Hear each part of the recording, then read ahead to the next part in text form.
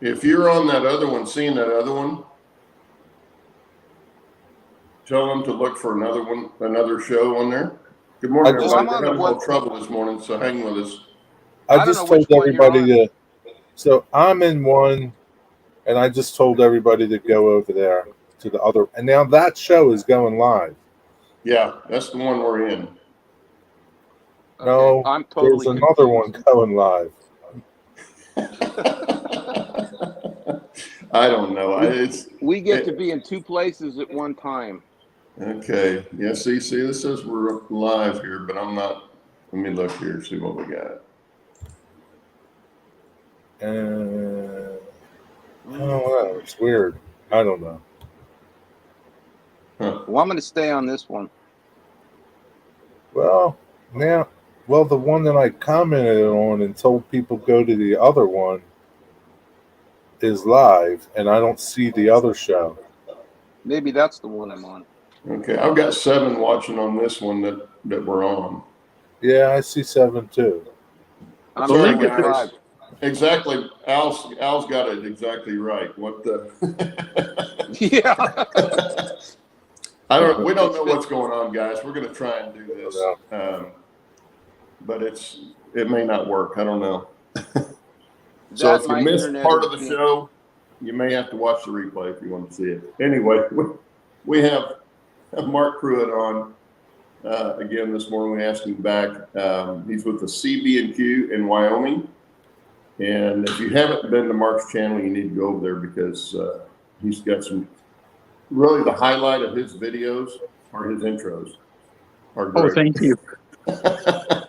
I laugh every time I see it. Oh, thank you. Oh, I do. They make me laugh. Especially how you introduce yourself. You always have a different job when you do an update. So, but no, Mark's got a really nice layout going, and he's been working. What I want to see this morning is the latest on your Canyon. Okay. That you got going. But anyway, tell everybody when you started on this particular layout, not this version of the layout, because I know you've had 5 or 6 of them. Yeah. Excuse me. Well, this layout started in June of, I'm trying to think, it's 2020. We moved to Casper in November of 2019 and then refinished the basement. It was just concrete floor and walls. We finished the basement, and then June 25th of 2020, I actually started reassembling Casper Yard. I brought that from the previous version of the layout in New Jersey. And like I say, June 25th, I dug out all those pieces and started putting them back together. So just about a month ago was the second birthday, or second anniversary, if you want to call it that, of beginning construction on this version of the layout. For over a year, Casper was pretty isolated. It was basically an island unto itself.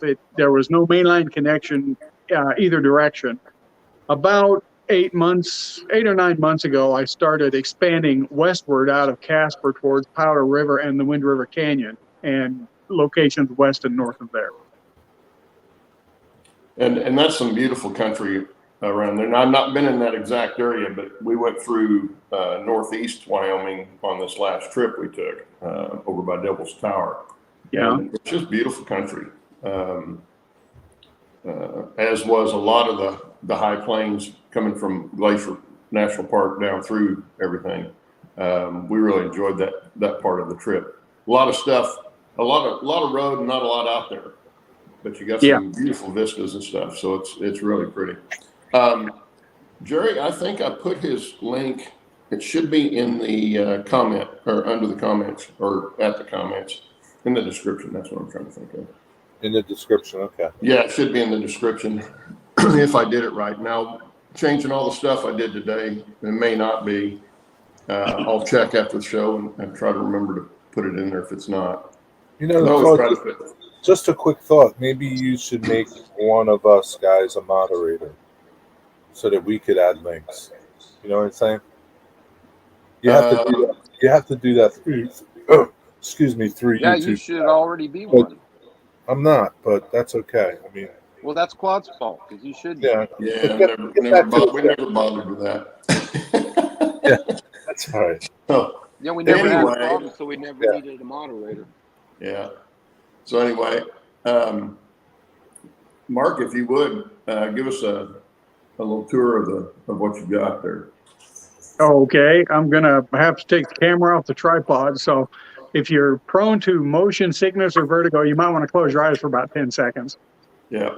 Dennis isn't here, so we won't worry about Yeah, that too much. that would be Everybody else- Dennis, but he's not here. Okay. Let's see. I'm gonna switch to the back camera. That's always fun. Okay. I'm almost there. There we go.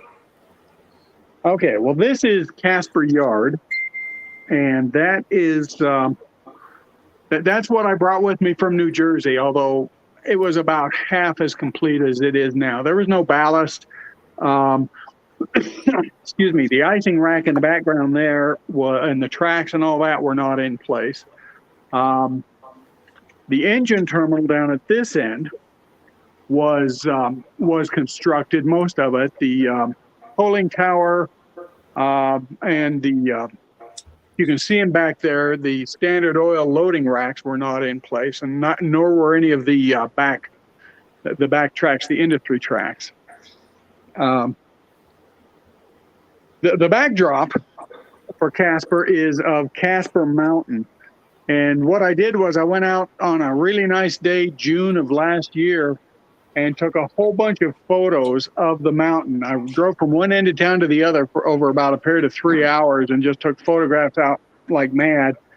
Loaded them all up into Affinity Photo and stitched together a backdrop. It came out a lot better than I thought it would. Yeah, it came out nice. Yeah, it looks great. Thanks. There's not a lot of structures on the layout.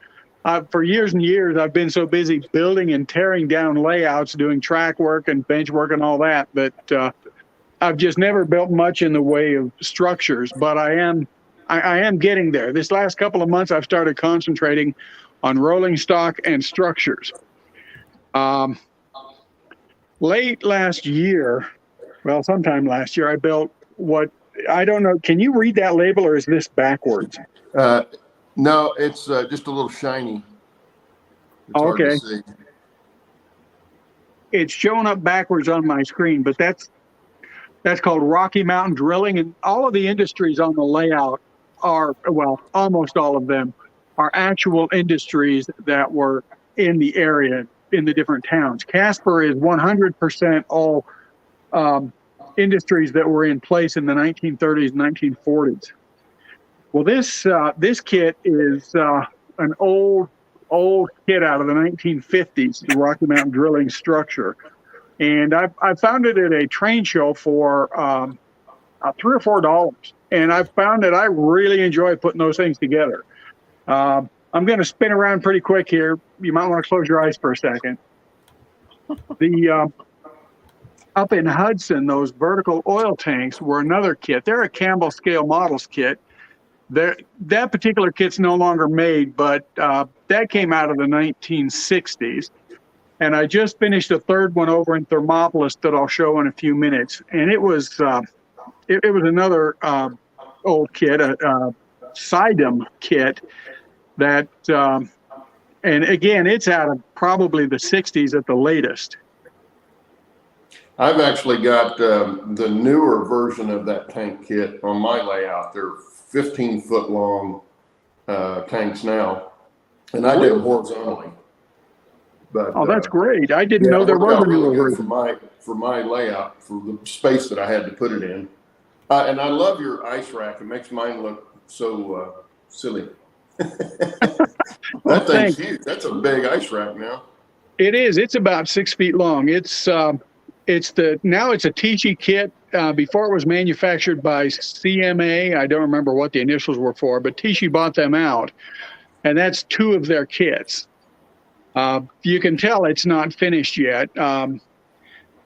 I've been looking and looking for a photograph of the ice racks in Casper, Wyoming, and I have not been able to find one anywhere. Any of the local college has a Wyoming history archived. They don't have pictures of it. I suppose somewhere in the Burlington Route Historical Society archives there's a picture, but there's nothing online anywhere. So I'm modeling that after the one in Lincoln, Nebraska. Was pretty close to this. And the one feature that I know was common to all of the Burlington ice racks is that they had no roof. Mm-hmm. But I've still got to paint this. I've got to string LED. There should be a light in between each of those vertical posts on the upper level on each side.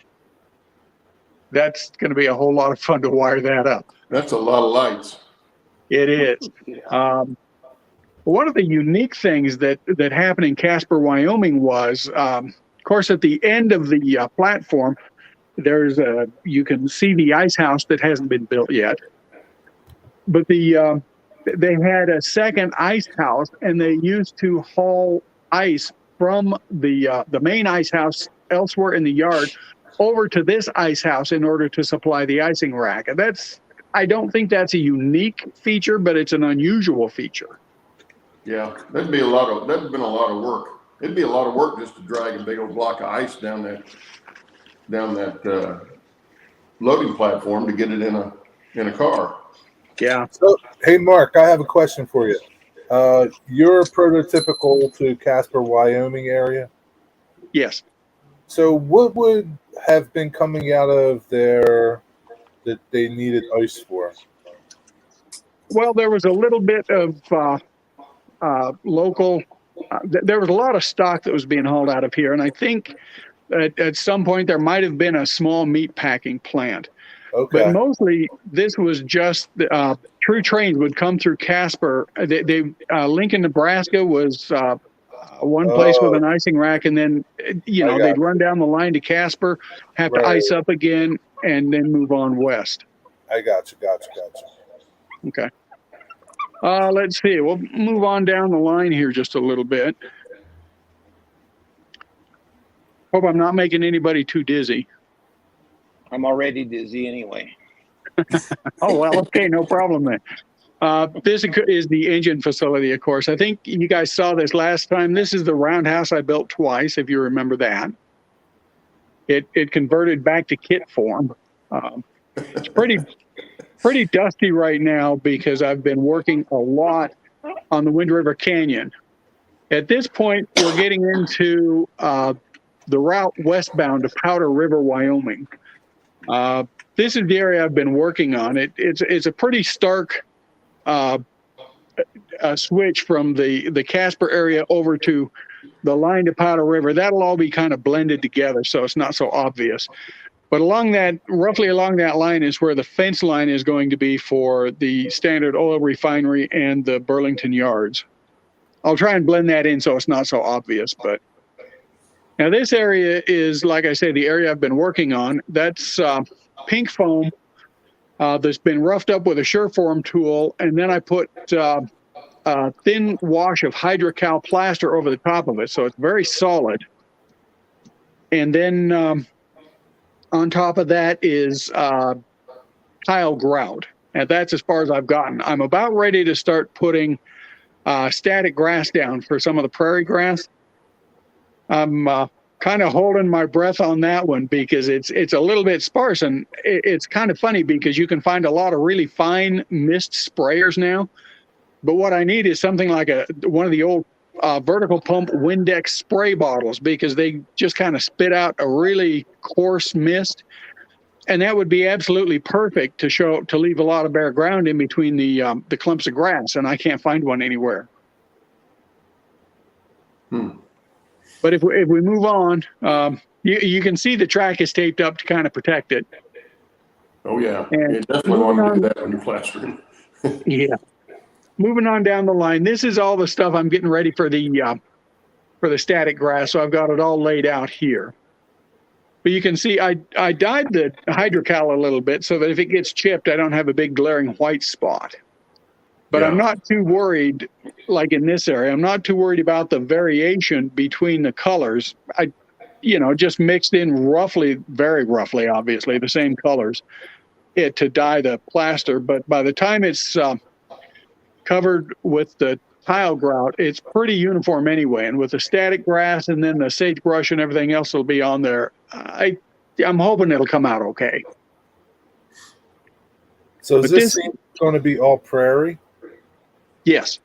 Okay. At least up to this switch. And this switch is the stock pen siding at Powder River. The siding is still there. The pens are not anymore, but this will be sufficient to load up about 8 stock cars. The siding will hold 8 stock cars plus a drover's caboose. And if anybody knows where I can get a prototype drover's caboose, I'd sure appreciate it, because I'm going to have to build that, I think. What's a drover's caboose? Yeah. A drover's caboose was basically it was a caboose, but it was like a combination passenger car / caboose. It would have the conductor of the train, rear end brakeman, all that, but it also had some seating to carry the cowboys that would handle the stock. Oh, okay. Most of them look a little bit like a passenger car with a cupola on top, but that varied a lot between railroads. Interesting. Drover. Yeah, almost looks like a business car with most of them did anyway, because they varied quite a bit, I think, didn't they? Yeah, they did. Some of them were almost just a business car, but usually the rear end was squared off a little bit more than a passenger car for some reason. Oh, yeah. Hey, Mark, Steve Anderson says go to the dollar store and get a cheap spray bottle. Oh, that's a good idea. I went down to Hobby Lobby and took a look. Somebody suggested I go there, and all they've got are these fine misters. You know, it's like everybody, oh, yeah, it's got to be really fine. The dollar store may have one that's not quite so high quality, which is exactly what I'm looking for. Yeah. So anyway, in this area, you can see I've got the plaster, but I don't have any of the tile grout down. And right here, I don't know if this is showing up on camera or not, but this is the roughed pink foam. And right next to it here, where the static grass applicator is setting, I put down a layer of plaster cloth before I put the hydrocal on top of it. And you can see there's a real big difference in texture. Yeah. Can you guys see that on the screen? Yep. Yeah. Yep. Okay. I'm hoping by the time I do the tile grout, that's not going to be so obvious, but I'm not too concerned about it, because from about here all the way down to the end of the siding here is going to be a stock pen. And that I'm going to have to scratch build. There's some kits out there, and I could buy a bunch of kits, but strip wood is not that hard to work with. And I'm going to build, it was a double deck, because they hauled mostly sheep out of this area. So it's a double deck stock chute. So you're going to simulate the sheep farming thing. Yeah, up until the end of World War II, when the bottom fell out of the wool market after the war, the area was about 80% sheep. Wow. Yeah, after that, all the ranchers converted over to cattle. So, and that's when a lot of the stock hauling apparently started to drop off in the area. It was right after World War II as well. Yeah, I would never have thought Wyoming and sheep.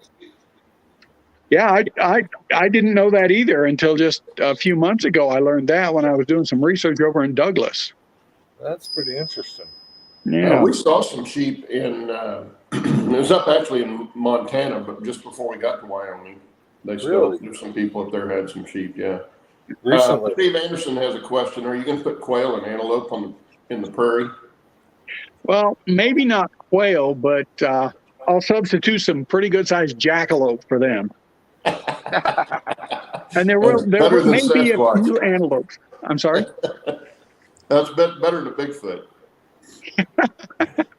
There may be a few antelope that pop up here and there. You see them all over the place out here. Yeah. And a few jackrabbits. Out by Dennis's, he's out toward the Panhandle, Texas and Oklahoma Panhandle, and there's a lot of antelope out that way. Yeah. Yeah, when I'm driving down the road at night, I generally go 5-10 miles an hour under the speed limit because they get right out in the middle of the road at times. So here we're going around a curve, and this is we're coming up on this taped up switch represents a location called Showbon, which is where the Chicago Northwestern took off from the Burlington line and went on to Lander. Now that area between Powder River, that curve on the layout that's about 4 feet long between Powder River and Showbon is in real life about 70 miles. So there's a little bit of compression going on in there. Okay. Do you, Mark, real quick question. Do you build your own turnouts? Yes. I use all Fast Tracks turnouts. Yeah. Okay. Yeah, I was going to ask that too.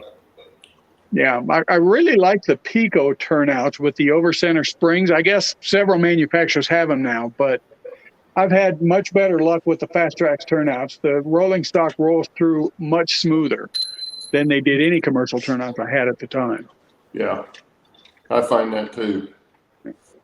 So I don't know how close the camera is going to focus on this, but if you can see that bush. Sagebrush. That's my very first sagebrush. Let me see. Yeah, because you got to have sagebrush out there. There's a lot of it around in that area. Yeah, it's there's a lot of it. And what I did was I picked up a florist foam block. They're kind of the same color green as a sagebrush. It's a kind of a silvery green. And I used a little piece of twine dipped in Hunterline weathering solution to darken it up a little bit.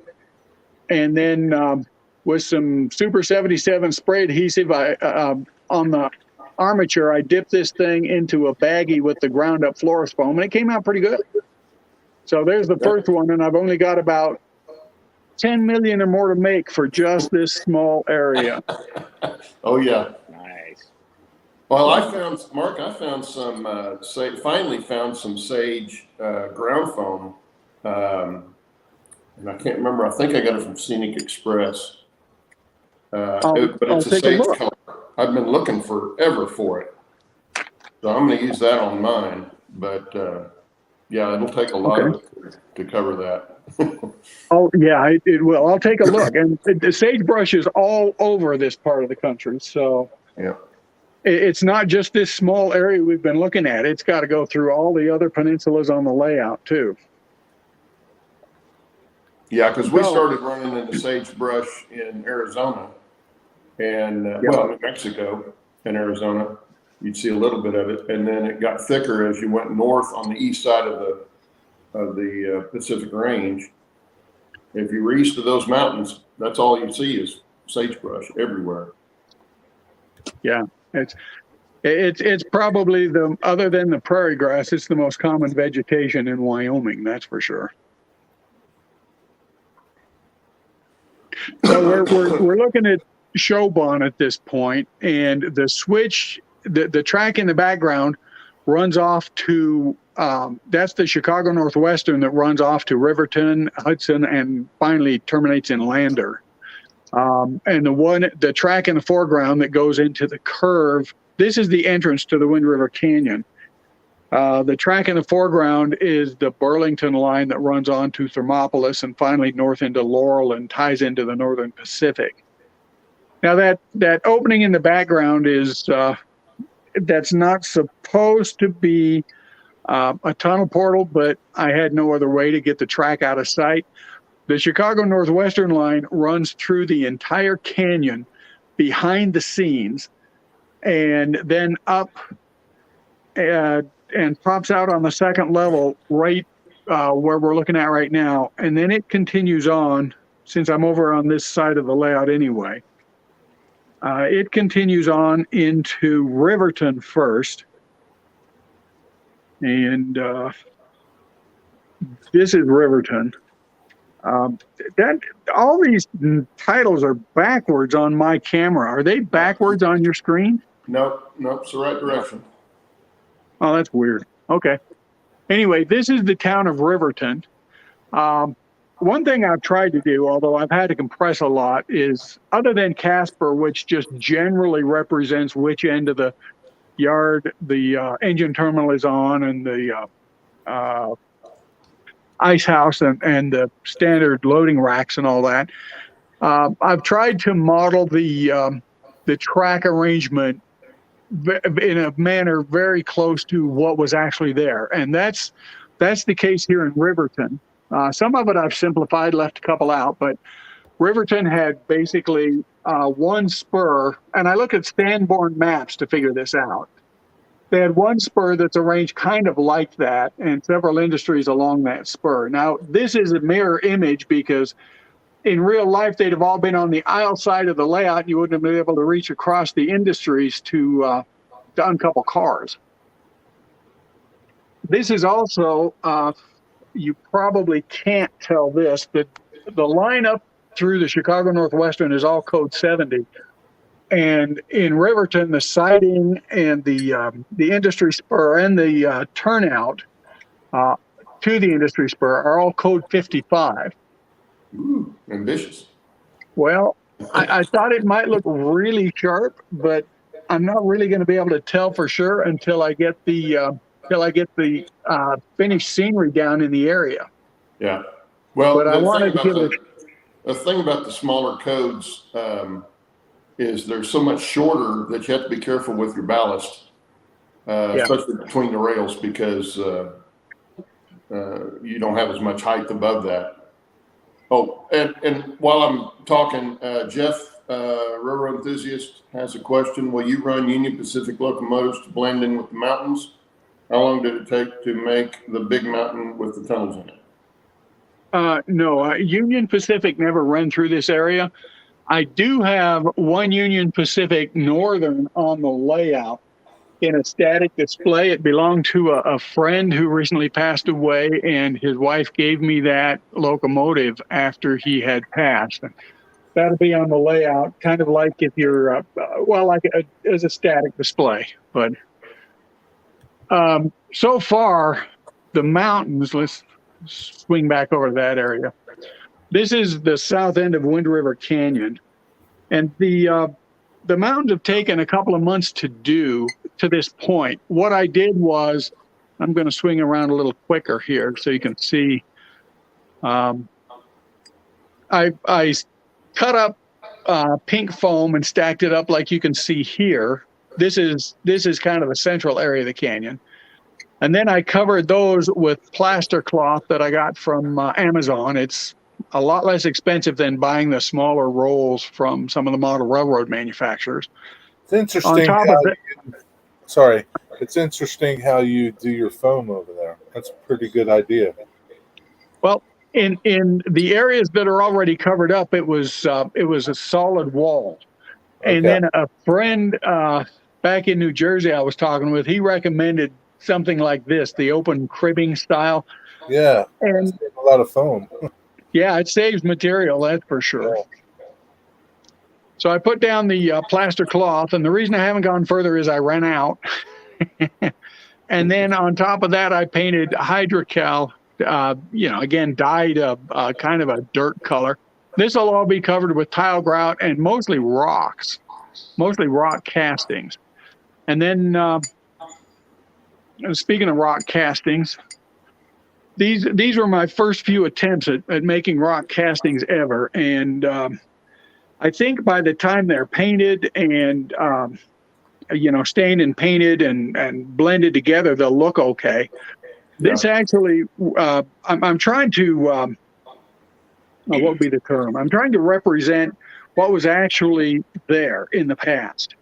And so this ledge right here was a roadway to the original Boyson Reservoir Dam, which would have been right about in this location. I'm not going to put that dam in. It was replaced in 1948, and the line realigned a little bit, but I don't have room for the Boyson Reservoir, so that entrance, this tunnel entrance right here, will be a concrete. There's just a concrete. Looks almost like a girder bridge made out of concrete right in that area. That's still there now, and so the road is just going to kind of peter out right here, as you can see. But this first tunnel is at the south end is tunnel number 5 on the Burlington. It's called a black tunnel by the engine crews because at this end, the rocks are very dark. They're almost black. But it's interesting. There's a lot of variation in the rock colors, a lot of striations. And I'm trying to represent as much of that as I can. I want people to be able to look at this part of the layout and go, hey, I've been there, rather than just, oh, isn't that cute? Yeah. Well, Bill would have been really interested in this. I'm sure he'll watch the replay, but he was in chat a bit ago. Say again? He was in chat just a little while ago. Oh, was he? I don't know if he's still. Yeah, I don't know if he's still. Well, Mark, he's a geologist, so yeah, he's okay. Talked a bunch on the show about the rocks and stuff like that all over the country. Yeah, I watch his channel. Yeah, he's got a neat way of doing some of that, and I tried to replicate it. I didn't do as well as he did, but I like the way it came out. So if you were going to do sediment strata, it's a great way to do it. Yeah, there's that's mostly what the canyon, the mountains are is all sedimentary rock almost. And one of the friends here locally that's kind of providing me with some feedback on how this is going, and he's a big operator he's got the biggest layout in the area, I think. He was a geologist until he retired, so he provides a lot of really helpful information on the rocks in the canyon. Yeah. Well, one of the things I was really worried about. Well, especially when you're trying to replicate a prototype, you're trying to match the rock and everything up. So yeah. So you have Mark, you have a lot of modelers in your area. No, not really. More than I thought you would. Oh, really? Okay. Well, there's one guy up in Basin, Wyoming that I've gotten to know through the channel, and he was he is a retired Burlington Northern engineer. He used to run between Casper and Grable, which is the biggest part of my layout. So we've struck up a pretty good friendship. He has a really nice model railroad. Occasionally, I go up there. He's come down here to. I've had a couple of operating sessions now, actually, even though the layout is nowhere near complete. But I'm not sure I'm going to be talking to him too much more, because every time I do, he provides me another little tidbit of information that I just feel like I have to incorporate in the layout. And think, oh my God, there's more. Well, watch out for retired engineers. We tend to be a little bit crazy anyway. Oh, okay, I've noticed that. But anyway, one of the really interesting things, though, I'm learning a lot from him about how the railroad actually did things and restrictions along the line. For example, I did not know, but the speed limit through the Wind River Canyon is 30 miles per hour. And that's the sort of thing that I think really enhances the operating potential of a model railroad. So I've incorporated that in my operating rules, is that speed limit through the canyon is 30 miles per hour for freight trains. I don't sit here with a speedometer and everything and get all over anybody that's going 33 or 34, but it just kind of, I think, adds to the sense of realism. Yeah. Now, I don't make people sit for 15 minutes pumping the air up on their train or anything like that, but I know there are people that do. I'm not quite that foaming at the mouth about it, but speed limits through the area and things like that, I think that really adds to the whole flavor. How often do you have operating sessions with other people? Well, the first one was just me and the guy here I was talking about who is an operator. That was a test of the layout to see if I should just tear it down and find a new hobby. That was in March. And then June 25th, actually on the second birthday of the layout, I had 3 guys down here. The guy from Basin, a friend that he knows in Grable, Wyoming, just north of there, and the guy here from Casper all came over, and we ran trains for a couple of hours. And as far as I know, everybody said they want to come back. So I guess they had a good time. It was. Now, It how was. tall are those mountains there?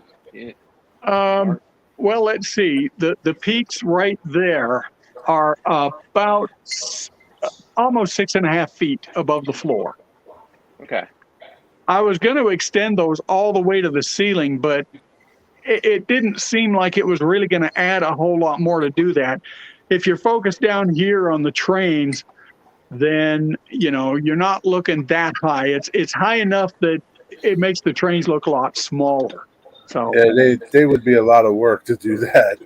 yeah, and I ran out of horizontal distance. On the other side of the canyon is Thermopolis, and we'll get around there in a minute. Let's see. The other thing I guess to point out is along the base here, where you can see the edge of the pink foam. That's the Wind River. Obviously, the river's not there yet, but the bench work to this side of the foam is going to be just a little bit of the opposite side of the canyon. And that's the US 20 and the tunnels on US 20 I'm going to model a couple of those tunnels right in this area. So I'm going to move a little quicker. Now, Mark, do you have a particular era that you modeled? Yes, 1930 to about 1945. Okay. So everything to the left where the exposed benchwork still is going to build up pretty steep, and the highway will run through the middle of that. That way I've got a little bit of an area where I can take photographs if I want to that shows both sides of the canyon. Yeah, that's going to look good. I wanted to do that. Well, I hope so. Either that or it's going to look like one of those little toy styrofoam canyons that you can buy. I'm not sure which yet. I saw one of those on eBay recently. Somebody wanted like $15 for it. Yeah, I don't know that you can buy them anymore. Yeah, and the shipping was about $30 on it. I thought that was crazy, but hey, whatever floats your boat. Well, those even came with snow on top, if I remember right. Yeah, they do white paint. Yeah.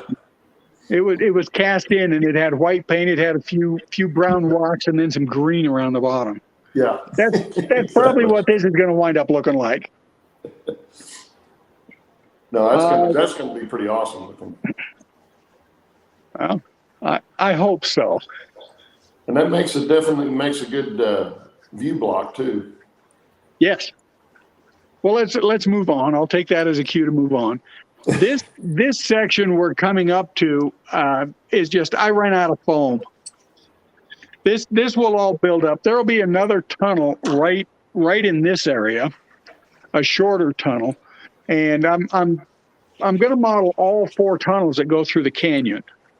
And actually, one of them is going to be modeled. It's going to be a lot longer than the actual tunnel because it's going to kind of cover the turnback curve and solve a real scenery problem I had at this end of the peninsula. Let's see. So this area where it's dropping down is actually going to be built up as high as it is in the distance. The 4th tunnel is going to start right about this point, just before the big turnback curve at the end, and it's going to extend all the way. Let me back up a little bit so we get a better view. It's going to extend all the way around the curve, excuse me, almost to Thermopolis. Now, this track up above, that's the line that's hidden inside the mountain that goes up to Riverton and then on to Lander on the Chicago Northwestern. I've always designed layouts with a lot of hidden track, but I've never got one built far enough to know if that's going to be a real problem for operations or not. It hasn't seemed to have been so far, but we've only had 2 sessions. I'm going to try and have another one either late September or early October. So are you going to have any access to the middle of that or anything? Yes. In this area, I'll be able to pop right up. All this stuff will be out of the way, and I'll be able to crawl under there and pop up if I need to get to the upper track. And on down, now we're looking towards Thermopolis. The backdrop will be, if you can see that vertical 1x2 kind of in the middle distance there, the backdrop will be attached at about that point, running all the way along Thermopolis, the back of Thermopolis, and out of sight in the distance. And that backdrop will be about as high as the top of the Chicago Northwestern track down at the far end there. And so it will wind up above that. I'm just going to put like a black theater curtain, so that I'll be able to pull that out of the way to get to the Chicago Northwestern trackage. Ah, there you go. At least that's the theory. Now, in this area, right in here is where the northernmost tunnel, which is called the Pink Tunnel, or Tunnel Number 2, will end as we're going northbound, and the mountains. Trying to figure out how to show this. The mountains will be coming down. Oh, you can't see my hand. Okay, they'll start tapering down here very rapidly, and the backdrop will just kind of come past the edge of the mountains a little bit, so that it's continuous. And then by the time we get into this area, we're into the south end of Thermopolis, and the backdrop will be the sky and then the mountains around Thermopolis. I was out there a couple of months ago and took a bunch of photographs. Haven't built the panoramic image yet, but that's on the list. And then we get into Thermopolis, and this track arrangement simulates what was actually in Thermopolis in the mid-1930s.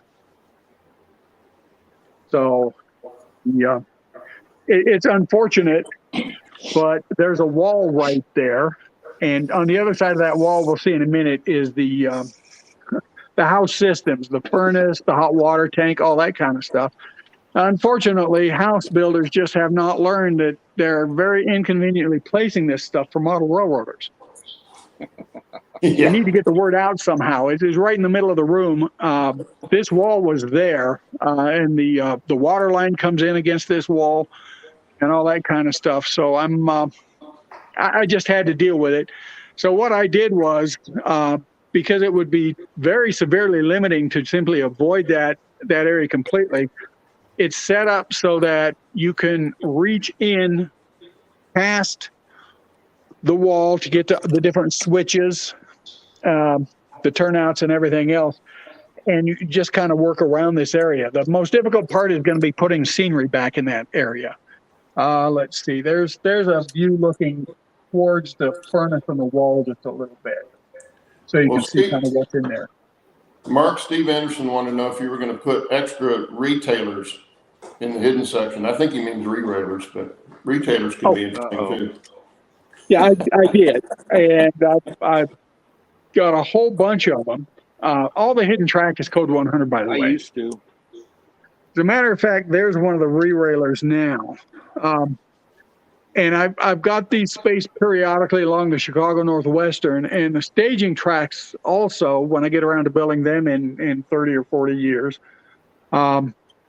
is going to be all hidden. And those will have re-railers on every track and every staging yard at both ends. It's cheap insurance. I don't have a big problem with derailments, but it's cheap insurance.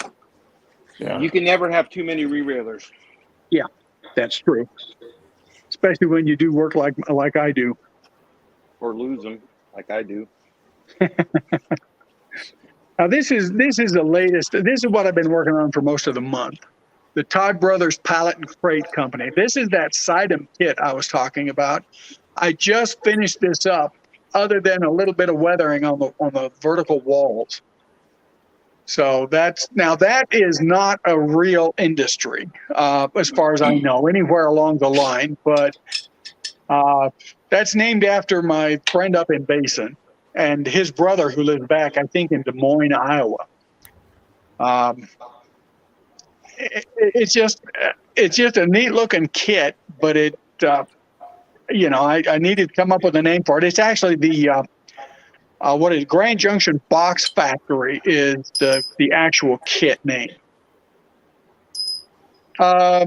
Let's see. Okay, we'll go on around the wall, and take a look at the far end of Thermopolis from the other side.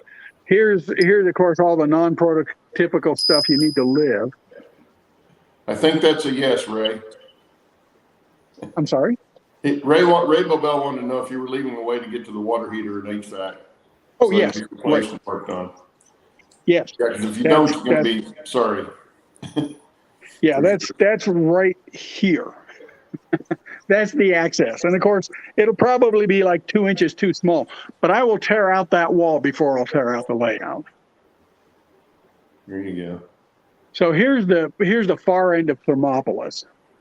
Now, one of the interesting things about the railroads in this area, they tended to put the depots past the passing siding. In Thermopolis, the depot is actually here after we get beyond the passing siding. But there's not that much traffic through the area. Riverton is the same way. You go past the passing siding to get to the depot. But you're not blocking traffic because there were so few trains actually run through the area.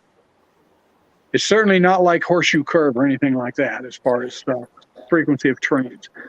And then this area, which is the most recent track work constructed, is just the connecting area between Thermopolis and 30 miles to the north, which is Worland.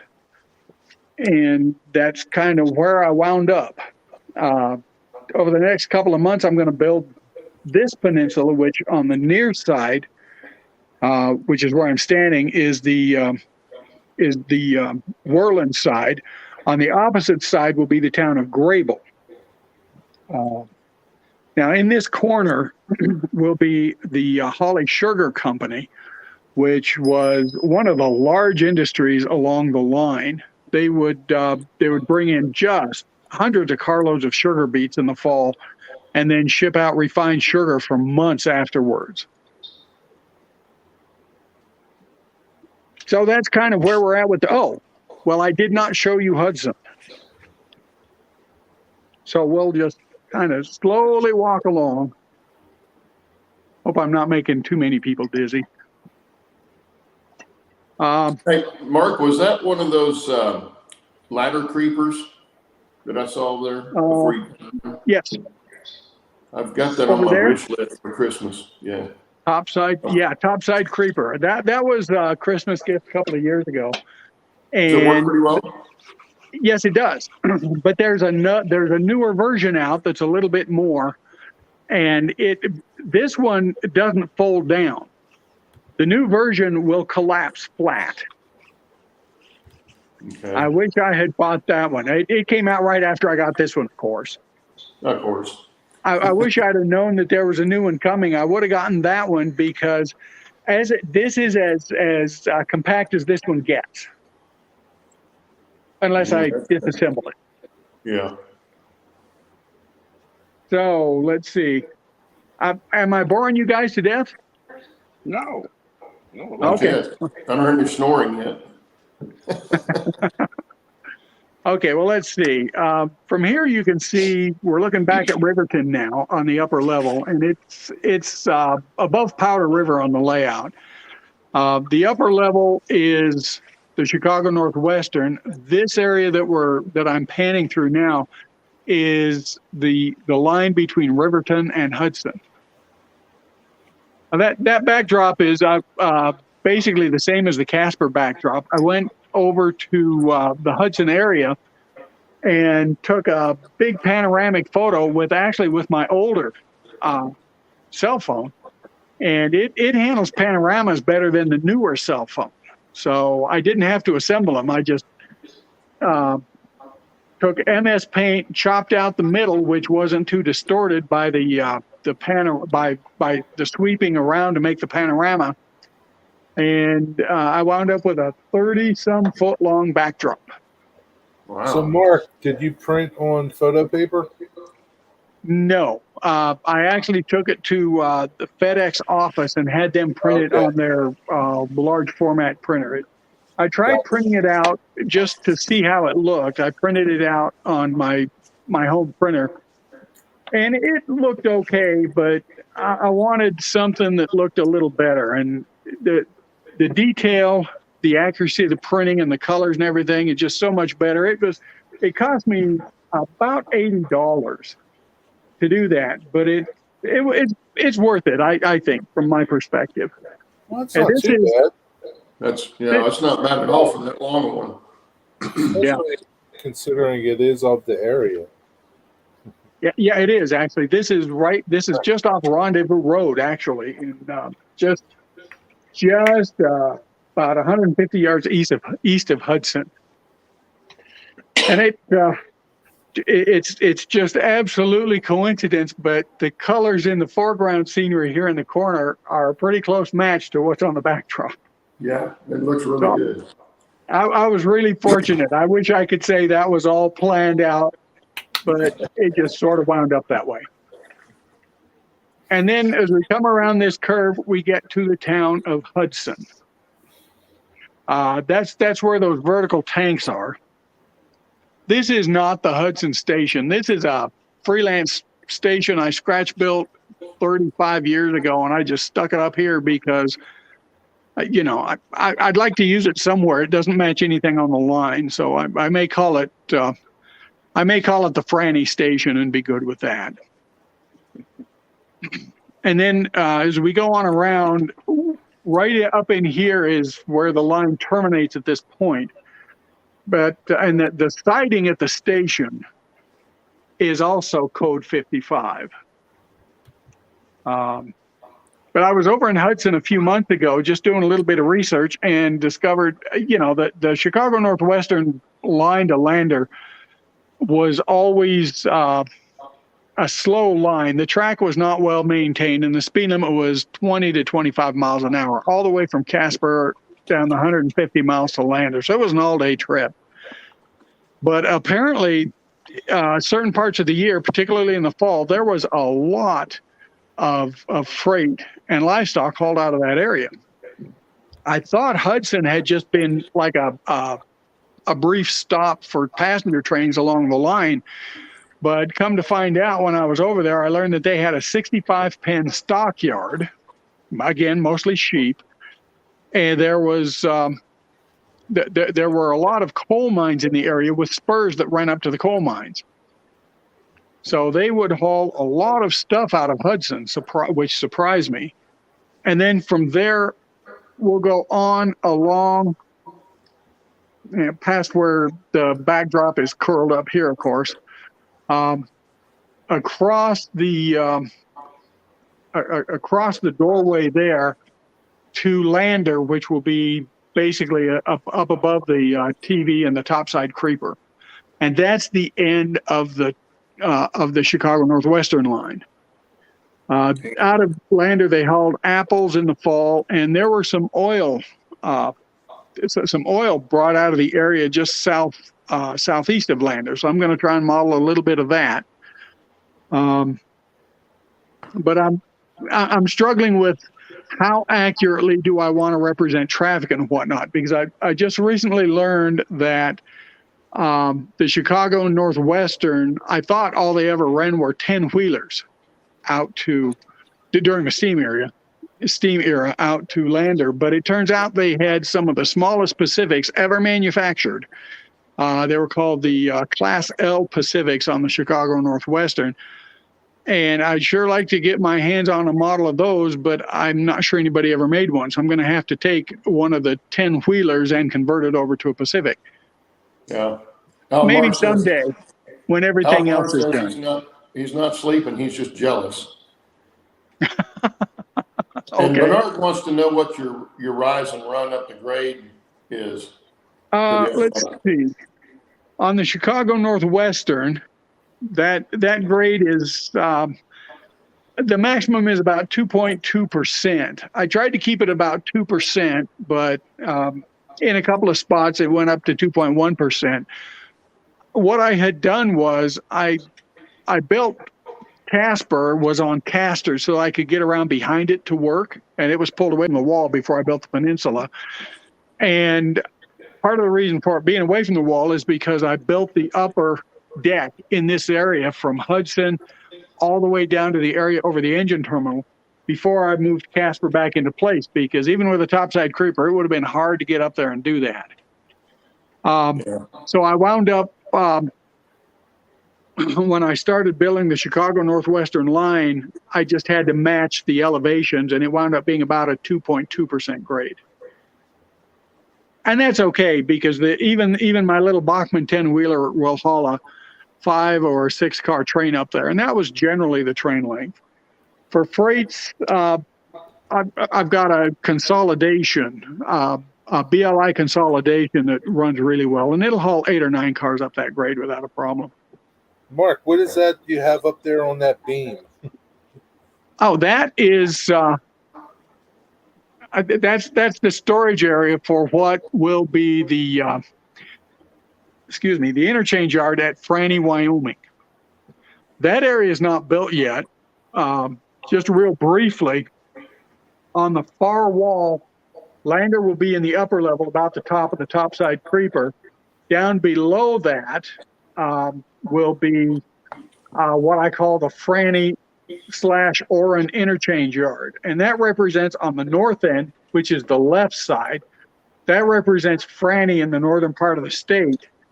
That'll be on the left. On the right-hand side, it represents Oren Junction, which is down in the south end of the division. So I'll have a huge continuous run loop if I ever want to operate it that way. But for operating sessions, they'll be divided. And off of that area will go the main staging, which represents both the connection to the Northern Pacific at Laurel, Montana, and the Chicago Northwestern connection through, I think it was down into Nebraska, and through Crawford, Nebraska, as well as the CB&Q connection eastbound through, I think it was the Scottsbluff area. Also, from that area on the left end is the Cody branch, which will come off at Franny, and it will run around underneath the peninsula that isn't built yet, the Grable Worland Peninsula.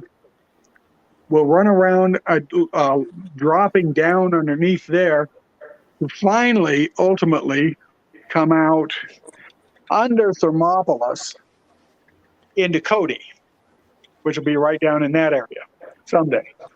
So, Mark, how many years have you been working on this layout? This one, actually building this just over 2 years now. Wow, 2 years. You got a lot done. Well, we've only got a few minutes left, Mark. Oh, okay. And you thought it was going to not have enough to fill the show. Yeah, I figured 10 minutes you guys would be looking for something else to talk about. Well, I love this angle, though, because I watch your updates, but it's not the same as seeing it like this. So, but before we get off, I wanted Steve to be able to show everybody what he got done on his tender this last week, because everybody had seen it in its silver aluminum. Yeah, there's a lot of blue on it now. Well, I'm going to try not to make you dizzy, so bear with me. Settings, camera. See if I can do this without falling. Yeah, I still got some clamps on some of the wood, but she's blue now. Looks good, Steve. Good job. Yeah. Is that a run I see? You got a run? What? You got some runs, I see. Where? Come on, man. No, you're not seeing a run. I think you're seeing things. Fingerprints and drips and. Hey, I'm not a painter. I love the wood floor on that thing. That looks really good. What scale is that? That is 1.5 inch scale. That's great. You have a live steam locomotive to go with that? Yep, that's right. Oh, yeah, cool. You got to go to Steve's channel. He's got a bunch of videos on building all the wood stuff on here, and the tender and the cars that he pulls. I will. Yeah, and I got got all the plumbing in here, so it's finally running. Took a while. And it looks better in person than it does on here. Let me tell you. What's your fuel? Yeah, I gotta do another. Whoops. He does propane. Oh, that's great. Yeah. He runs up at Train trade Mountain. out. I don't know if you're familiar with Train Mountain, but that's where he goes to run it. Okay. And they That's only great. allow propane, no solid fuels. Sorry, I think I'm going to hang up on you guys. There we go. No coal? But yeah, it's coming along. Tender's backwards because I had to work on the front end of it, so I just got to flip it around. No coal. No coal. No coal. No coal. No coal. You don't want to do coal Well, anyway. It's too dirty. We've come to the end of our hour, and Mark, I can't thank you enough for the tour. Yeah. I gotta say that was probably one of the best layout tours we've had. I'm anxiously watching because you're going faster than I am. But I'm building a lot of structures right now to put on the layout and trying to get some of that done before I hit the top parts that I'm going to build on the bench and bring them up and set them in place instead of trying to work over the top of everything. But I'm trying to get some stuff down underneath that I don't have to duck under the upper deck to get to. So I'm not going quite as fast as you are, but Structures take a lot of time. Yeah, it does. It takes a lot of time. And of course, you got to let stuff dry and all that kind of thing. And so you can't always stand there and keep going. Mark's channel link is in the description, guys. Just it should be. And if it's not, I'll stick it in after the show. It's there. It's there. Is it? Okay. Yeah. These guys are lazy. They want to. Yeah. It's right under Mark's name there in the description. Yeah. Should be. It's in there. Go check it out. And thanks to the 25 plus people in chat too. A lot of people. Yeah. Well, thanks for having me, guys. Thanks everybody for showing up in chat. And Mark, again, thank you. And Jerry, Steve. Everybody keep if you're ever in the area, drop by. Yeah. Just a reminder, Bill's mom's in the hospital, so everybody kind of keep her in your prayers and his family. And we will see you guys next week. Later. Bye.